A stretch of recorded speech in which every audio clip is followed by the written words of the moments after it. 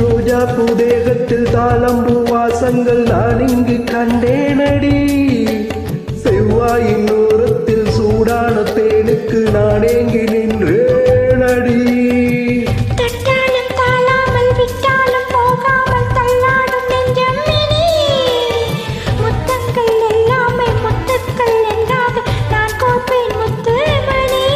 உன்னை தாயாக்கி தாலாட்டுவேனே கண்மணி.